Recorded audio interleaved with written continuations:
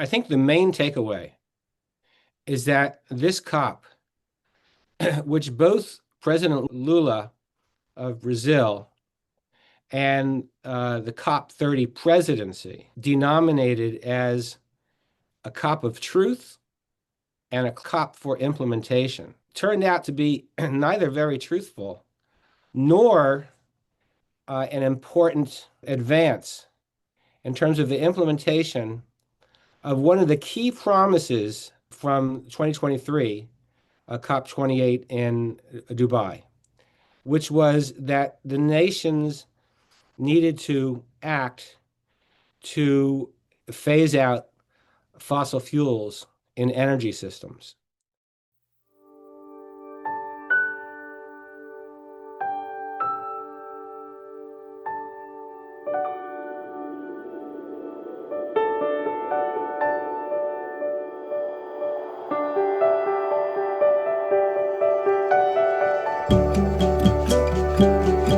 Hello, and welcome to another edition of the Climate Emergency Forum. I'm Herb Simmons. I'm the author of A Climate Vocabulary of the Future, and I'll be your host today as we have a recap of 2 weeks of lots of things happening and lots of things that didn't happen in Belém, Brazil. But before we get into it, I want to first congratulate the viewers of the Climate Emergency Forum because we have just passed 20,000 subscribers in the past few days. And Wow. I think that's a real tribute, Wow. particularly to Charles and Heidi, who are the brains and the brawn and the energy behind this, who are our founders and the producers of the program, and to Peter Carter and to Paul Beckwith, who have been our regular panelists for many years.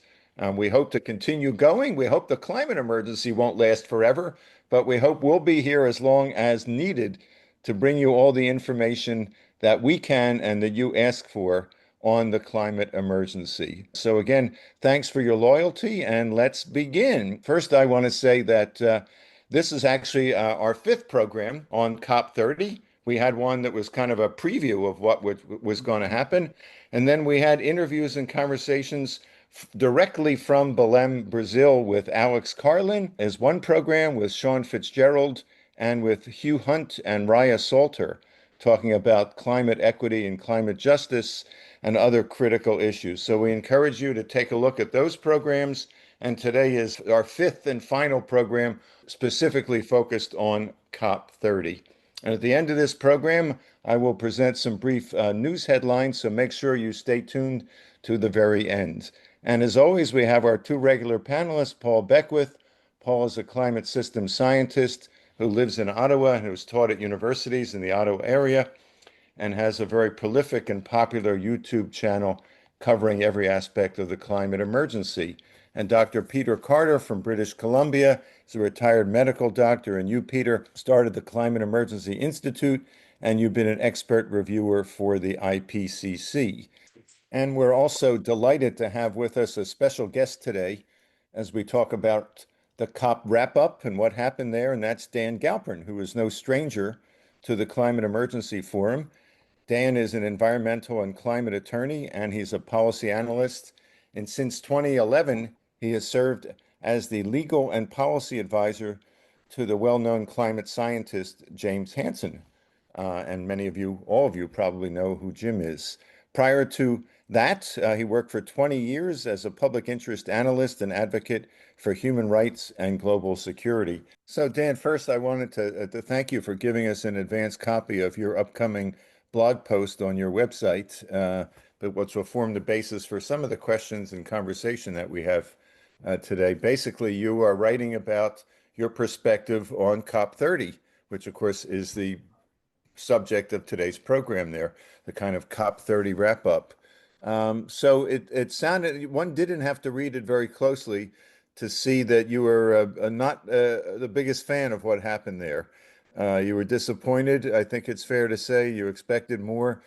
Give us a brief sort of overview of what you expected and what you thought was some of the one or two key outcomes. Thank you very much, Herb. Good to be with you. I think the main takeaway is that this COP, which both President Lula of Brazil and the COP30 presidency denominated as a COP of truth and a COP for implementation turned out to be neither very truthful nor an important advance in terms of the implementation of one of the key promises from 2023, COP28 in Dubai, which was that the nations needed to act to phase out fossil fuels in energy systems. And that was an important development, in my view, in 2023, because previously the term fossil fuels, I believe, had never been used in any communiques of COP. And in fact, the term fossil fuels and the associated terms oil, natural gas, and coal do not even exist in the 1992 United Nations Framework Convention on Climate Change, nor do they appear in the 2015 Paris Agreement to the UNFCCC. So, it's been kind of like a charade that all the nations need to do is try to figure out how to lower emissions from these fossil fuels, and without acting strongly to transition away from the utilization of fossil fuels, primarily in energy systems. They're also used in the petrochemical industry and the development of fertilizers and so on. But the big enchilada is fossil fuels used in energy systems. Nowhere in the world at scale is there any capture and sequestration of CO2 from power plants, for example, or from vehicles, for example, or from industrial operations. And so if we want to get serious about trying to dramatically reduce the emissions that are driving the devastating impacts to civilization and nature as we have come to know it, we, in fact, until there are major advances technologically in the area, for example, of carbon dioxide removal, we need to act strongly to try to essentially eliminate utilization of fossil fuels and power systems and vehicles and the whole 9 yards. And so the major failure, I think, is that the final communique continues this silence on fossil fuels and does nothing to advance the ball about how does the international community intend to put the COP28 precatory, commitment into action. Well, that's the challenge, whether those words are in the document or not. Obviously, it's action and implementation, as I understand it. One of the goals of the president of Brazil and their effort was to call it the implementation COP, to move forward on phasing out fossil fuels, on implementing all the many provisions that were agreed upon to deal with deforestation in particular because of its location in the Amazon. To what degree do you attribute that to just the kind of reflection of the state of international politics or particular weaknesses of the leadership of the COP or some other reason? I'd say it's about 50-50, actually, Herb. There was some hope, as I tried to write about in this upcoming blog at cprclimate.org. There was some hope that in the absence of the United States under Trump, because the Trump administration did not even send a delegation to COP30 in Brazil, which is, I guess, is consistent with the U.S. determination and drive to achieve what they call energy dominance, by which they mean fossil fuel dominance in U.S. energy systems. So consistent with that, they didn't even bother to show up. So there was some hope that some of the other major emitters that, like the United States, have signed on in the past to important commitments under the United Nations Framework Convention on Climate Change system, that they would step it up and use the opportunity of the U.S. absence to press forward and perhaps counterbalance the United States' dramatic turn towards irresponsibility and climate devastation, almost embracing Hmm. climate devastation. Of course, Trump and the rest of his minions and imitators say that they don't really believe in climate change, but that's all false. But in any event, there was some hope, including by a colleague that I know who's a well-known international diplomat, that without the United States there as a major disruptor, the other nations, including China and India, the European Union, the African bloc, the South American bloc, and others would say, look, despite the exit from this process of the largest historical emitter, the United States, which is also the second leading current emitter by quantity of CO2 emissions, we need to take action. And in particular, they could have noted,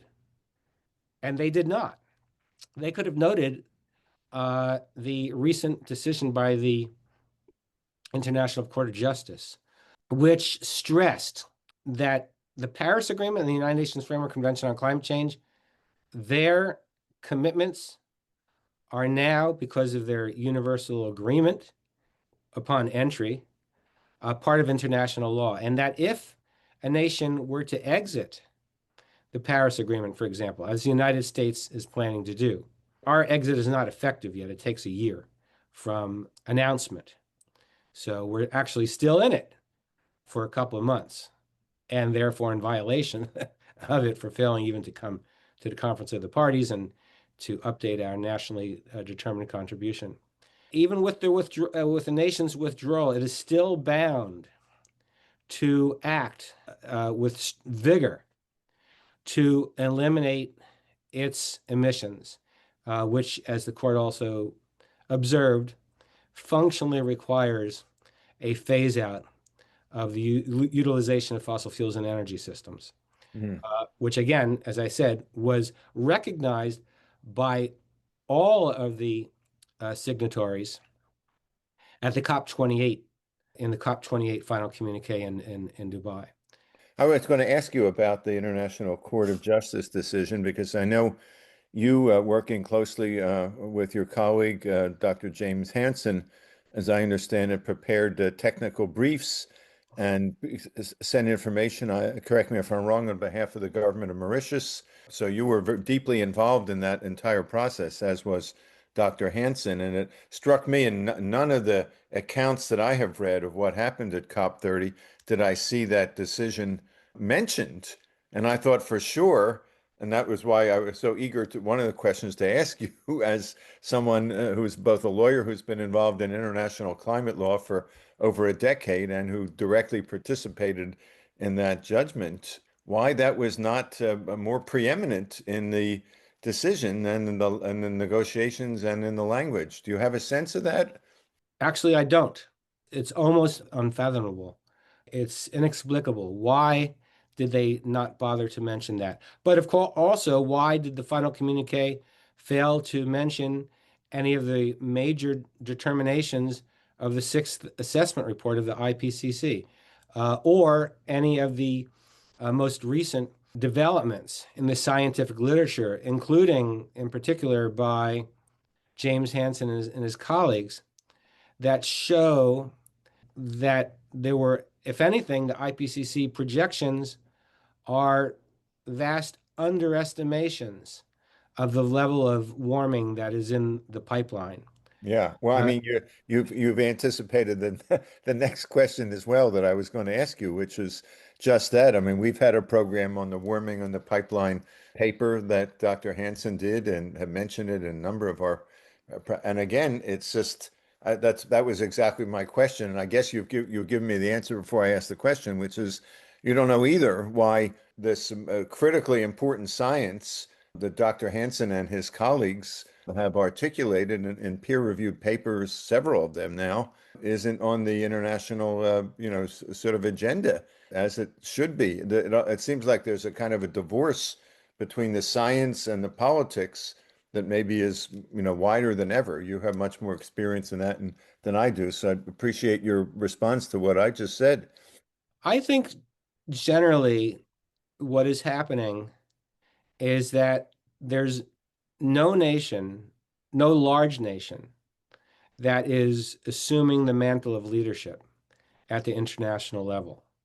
The United States attempts to assume the mantle of leadership, but we're just acting as a disruptor of the international system of international law, not to mention domestic law and so on. So that is not genuine leadership. That is just a promoter of chaos. And we have already way too much chaos in the international system. At COP30, I believe that the major dissenters to the proposal, the initial proposal, I have the date in my blog. I think it was November 18 or something like that, Tuesday, November 18. It made it into the draft communique intended for consensus adoption to compel at least some type of process going forward for the nations to have to justify the level of the level of stringency of their nationally determined contributions. That is, their national plans to transition from fossil fuels to sustainable energy, for example, to account for their inadequacies where they are inadequate. And nearly all nations have inadequate national plans of transition, the nationally determined contributions, and to assist one another with technical learning and other, side deals to improve their binding NDCs so that we could come closer to, safety in the international system and improve their implementation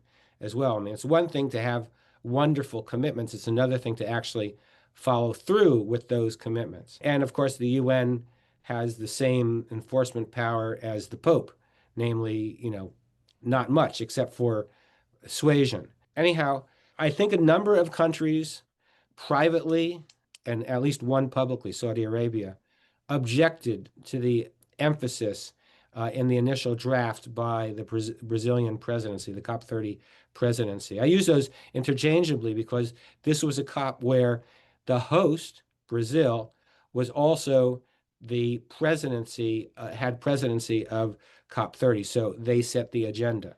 But Saudi Arabia, Russia, the United Arab Emirates, ironically, and a few other countries, including, well, actually, including Turkey, but including, most regrettably, China. I just note at the very close of my blog my particular, I don't know how you should say, my particular unhappiness there.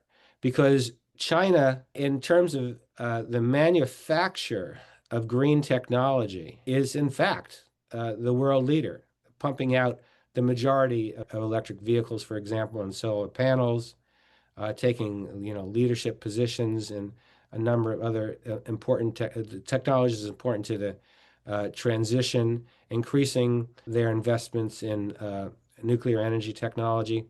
According to the Carbon Brief blow-by-blow account, an excellent account of just a week ago, China was approached by a number of delegates and asked to be to assume the vacuum of leadership. And the delegates from China, the top leadership of China, did not attend, unfortunately, but they had a full delegation. And those delegates roundly, you might even say disdainfully, rejected the notion that they should become a or the world leader in this regard with respect to climate, at least politically. I have, some thoughts and theories about why, but ranging from culture to not wanting to accept too much of an obligation or attach to them an expectation of doing more, including in the area of climate finance to other less developed countries. But in any event, my point is, I think it's unfortunate. They could have, they have credibility, and they could have stepped it up in the political arena as much as they have stepped it up in terms of the manufacturing arena. By the way, I will speculate as to one possible reason. Perhaps China did not want to be even to put itself in the position of being even more of a target of U.S. trade policy and tariff policy than they already are. Mm. Well, that's what struck me also in terms of whether some of the reason, and we probably won't know for the indifference, if that's the right word, to aggressive climate action that occurred in Brazil was because of this fear that, it's sort of you're ruffling the tiger, the United States, Trump, and we saw what he did with the effort to put a tax and efforts on international shipping that most of the world's nations had agreed to, and the United States fought very hard to kill that. And so it may well be that countries realize that they'd rather not stick their neck out because any given day, a statement from the White House could come out, tripling the tariffs on a given country for saying the right thing or the wrong thing in Belém or anywhere else, unfortunately. Yeah, it's a real problem, this Mm. unevenness to to use the nicest term of U.S. international economic policy. But in fact, China is not a major purchaser, and China is no longer a major exporter of goods to the United States. The majority of its goods are exported elsewhere, not to the United States. I mean, we play still an outsized role in the international economy, but over the last years, a few years, and especially now under Trump, we are playing less of a role as countries move to protect themselves, to find other suppliers, to find other markets, and so on. Yeah. And we need to come to terms with the climate crisis, one way or the other. And so we need to come to terms of it when the United States is a participant in the international system, and the nations damn well, in my view, better get their act together to overcome this present period of tremendous retrenchment and intransigence on the Mm. part of the United States with respect to climate policy. Well, that's very well put, and we want to thank you again so much, Dan, for coming, and I want to personally commend and acknowledge all the amazing work you've done over the years, filing lawsuits in multiple states in the United States, in multiple countries, working with colleagues and lawyers and citizens groups all over the world, helping, as I said earlier, and as you said, to shape the decision that was made by the International Court of Justice, being an advisor to not only the most preeminent climate scientist, Dr. Jim Hansen, but I would say the most courageous climate scientist, if not human beings on this planet right now. So I think on behalf of Charles and Heidi and Paul and Peter and all of our viewers, you really have our enormous thanks and appreciation. We hope you'll convey that to Jim Hansen as well, because I know the two of you work so closely together. And we hope that you and Jim may be able to come on together sometime, maybe in the spring or so. I understand he's finishing up, we hope, his book, and that we can have a follow-up conversation. So again, thanks so much, Dan. Best of luck in your work, and we'll keep in touch and look forward to having you again. Thank you for the opportunity. Really appreciate it. Okay, thank you. I'm eager, and I'm sure our viewers are eager to hear your perspective, Peter and Paul, on what happened at COP30 and how do we interpret it and what does it mean going forward. So let's start with Peter. Welcome, Peter. Thank you, Herb. So, of course, COP30 was supposed to be all about fossil fuels, and in a way it was all about fossil fuels, but at the last minute we had this extraordinary reversal of what the parties had supposedly agreed in. The story for me with fossil fuels starts a few years ago at COP26 in Glasgow. Was the very first time that fossil fuels were even mentioned in one of these COP documents, COP outlooks. So it starts then a few years ago.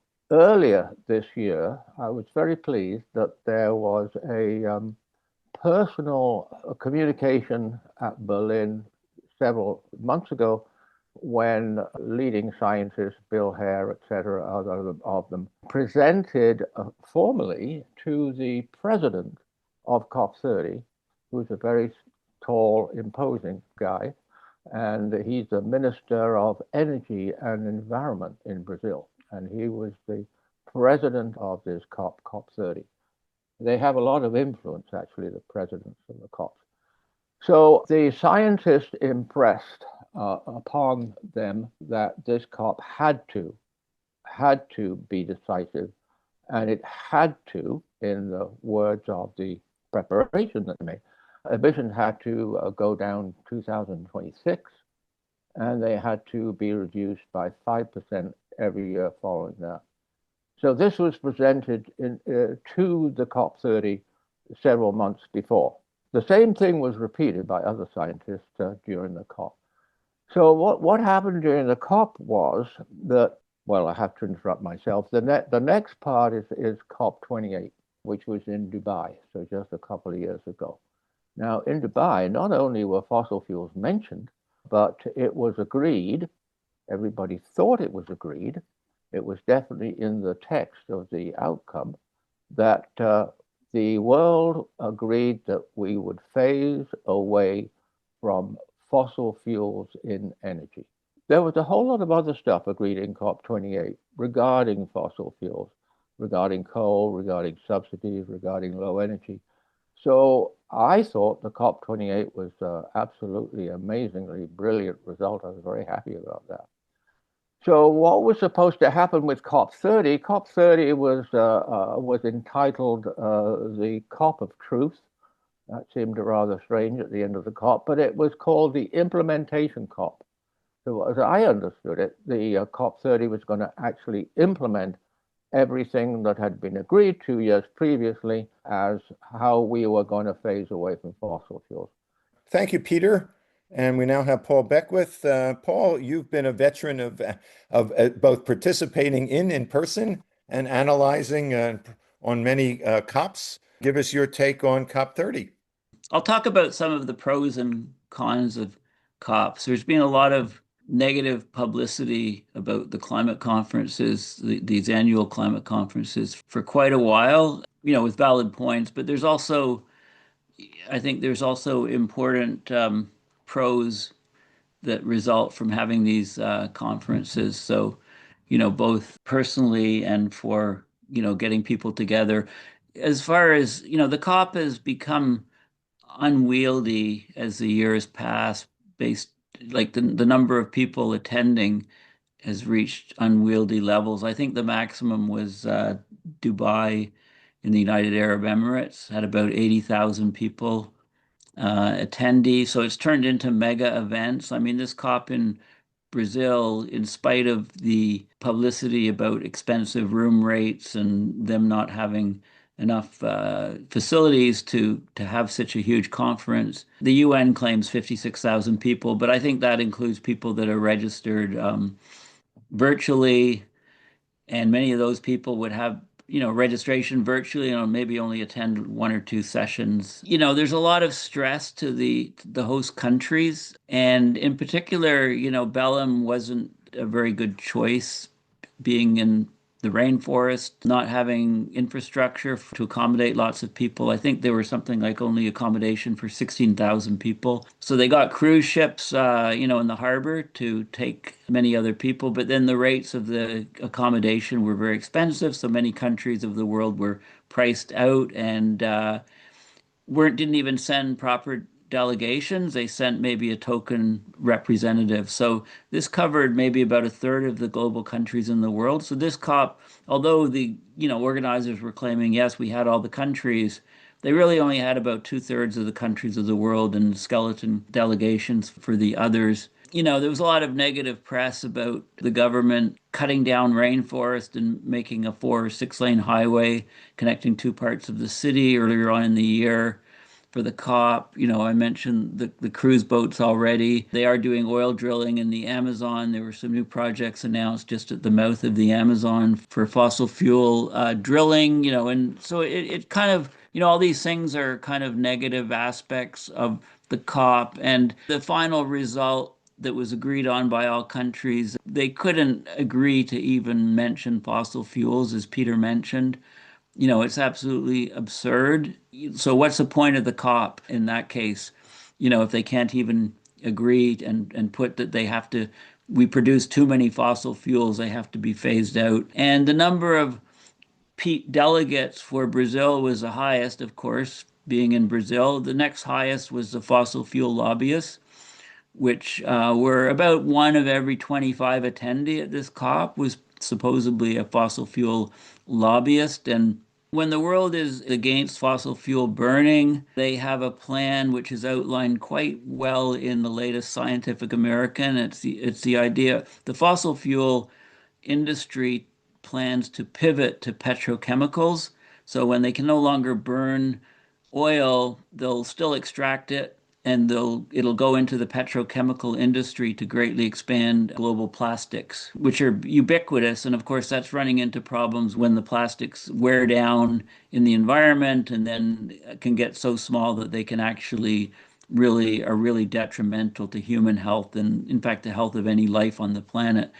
So apart from all of these things, the COP is still important, I believe, in some form or other, although I think the structure needs to be really looked at because lots of non-governmental organizations and lots of think tanks and lots of environmental NGOs and others, they use it as to set their deadline for reports. So just about every NGO that cares about the environment and climate change puts out some sort of report just prior to the COP, and they hope that will be considered in the negotiations. But then the problem is, of course, is that all of them doing that, you get a flood of reports a week or two before, and none of the policymakers or people can actually, go through 300-page reports like the week before the conference and understand them and incorporate them into negotiations. So the fact that all of these NGOs put out these massive reports at the same time,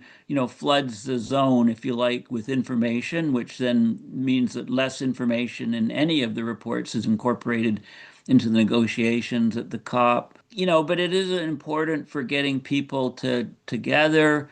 People make lifelong friends and contacts at these COPs, people from other countries and other NGOs. So, for example, the CEF attendance at many COPs in the past, not this one in particular in person, but at many COPs in the past, is the people that we've met, we've often had on our shows. It's given us lots of much wider scope for our work because we can get a larger diversity of views from people in different countries. So there are all those pluses of it, but it's kind of a mix between the two. But it is very disappointing, the results that came out of this COP, how little impact they will have. I mean, they'll just be ignored and forgotten next week, pretty much. Thanks, Paul. One could conclude that about most of the COPs, at least to some degree or other. Perhaps Paris was an exception to that. It struck me, I was recently watching a discussion that featured Kim Stanley Robinson, who is, of course, as many of you know, one of the world's leading climate fiction writers and a keen observer. In fact, he was actually invited to sit in on the negotiations, I believe, in Glasgow or one of the COPs because of his involvement.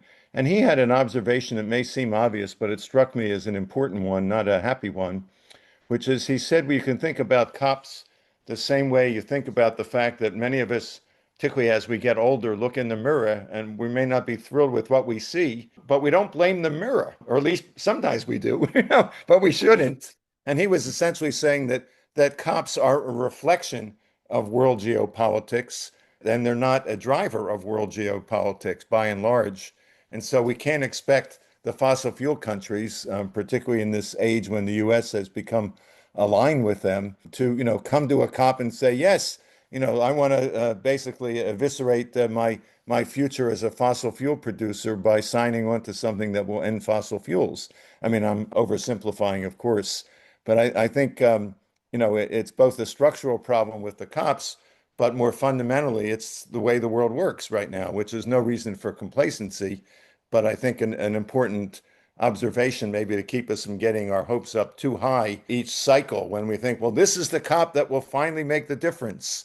We've got the president of Brazil, and we have this and we have that. And one other comment I make before I turn it back to you, Paul, is that as we know from going to many of these and people who follow them, there are many, many issues that are discussed that are definitely related to eliminating fossil fuels and encouraging clean energy and all sorts of dimensions that, that's part of the reason why this effort takes 2 weeks or so to negotiate a myriad of entries. And I just wanted to mention briefly a couple of them from some of the reporting done by the World Resources Institute. While this did not happen at the COP as they had hoped, they still intend to create a roadmap for both deforestation and for fossil fuel phase out. Adaptation funding has been pledged to increase 3 times to $150 billion. So still small change at one level, but real money at another level. The indigenous communities from around the world were welcomed and participated more than at any other COP. 40 countries supported a call for action on wildfires. Of course, my question to myself was, well, does that mean the other 158 countries don't care about wildfires or what? Why weren't 198 countries supportive of that? And, of course, some of these initiatives will bear fruit. Others will be, little more than greenwashing in name only, and only time will tell. So with that, back to you, Paul. It's hard not to get cynical on COPs, and of course, they're run by the UN, and the UN itself is being under fire, mostly by U.S. government. But they've come under attack for the way they do things. I mean, it's hard to govern international relations. But if you just look at the location of recent COPs, so a few years ago, Dubai, United Arab Emirates, one of the biggest oil producing nations in the world that wants to, they want to pull all their oil out of the sands. Interestingly, there's no elders in Dubai because population was very low. Then they discovered oil, then it just took off. I mean, basically oil has fueled the entire life of millions and millions of people that live there. I mean, there was nothing in the desert before oil was discovered. So there's no elders, like there's no people much above 50 years old, because you look back to when oil was discovered and very low population, and then it exploded. Last year it was in Baku, Azerbaijan, and not only multiple lobbyists were doing negotiations about different permits and ways to extract more fossil fuels from the ground, but the government is behind it and says we'll never stop extracting oil, basically. And Belém, Brazil, they're not known for. I mean, the rainforest is in their domain, and we've been having more and more of the rainforest being lost. I mentioned even for this particular COP, cutting down of rainforest for the highway and things like that. It's going to be in Turkey next year, but it was a big toss-up between Turkey and Australia, and the Australian government is known they're known for their coal extraction. Their coal industry has fueled a lot of their wealth, and they're continuing to do it. I mean, extraction of coal, oil, and natural gas has reached record highs last year.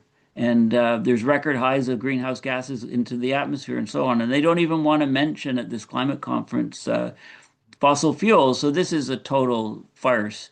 Those things I say are all, negative aspects of it. And how can you not look at it and say, is this process really, really working? But, I think it should continue in some form or other. And I think the UN should get more funding from countries and maybe restructured so that they actually have some reasonable amounts of power, because, they can suggest a lot of things, including, what is suggested in agreements at climate conferences, but there's no real enforcement of anything. It's mostly voluntary. It's not working clearly because our burning of fossil fuels is just continuing at record high rates. So, and it's hard to, if you do this like us here in this program, we've been looking at these things for many years. So you'll have to excuse us if we're not overly optimistic at, what's happening with these conferences, because we see what's happening to the planet and extreme weather events and things, and it's going in the wrong direction for sure. Thanks, Paul. I think that's that's the sort of the bigger psychological puzzle for those of us who immerse ourselves in on the reality of what is happening, as you do every week with your videos on various new papers and so forth. And we don't see an increase in ambition or urgency at these meetings commensurate with or anywhere near commensurate with what is happening that, 70, 80% of the planet's population recognizes as very real and very, disturbing and dangerous for our futures or so. That's this sort of dichotomy that deserves maybe more attention by the political and climate psychologists of the world. You begin to think after a while, well, who's the crazy one? I sometimes I think I'm the crazy one because I'm concerned, but if everybody else or most everybody else, that's why it's so nice to be in this community, doesn't care, even people who recognize the reality of climate change, my friends, my neighbors, some of my family members, when I bring it up, and I'm sure some of our viewers have the same experience, and they politely smile and maybe ask a question if they want to be extra polite, and they change the subject to the football game or the next concert or whatever, and it's hard to stay sane in that kind of world. So anyway, that I'll stop my little mini Well, rant there. I'll readily admit that I'm as crazy as anybody else, right? Like, so you're just join the club, Herb, if you're Okay, feeling well that that may way. I think that makes me feel better, but I'd have to think about that a bit.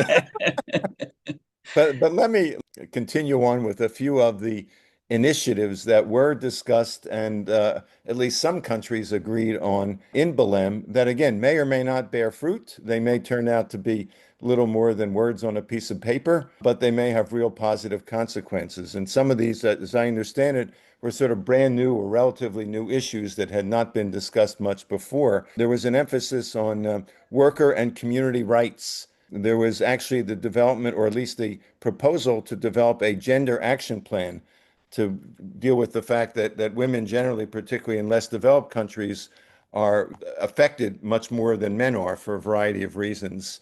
There was a Belém Health Action Plan, which when I read it said 30 countries endorsed. Again, my question is, do 150 or 60 countries not care about the health of the planet that they chose not to endorse it? Who knows? I think if we were there, we might have been able to find out.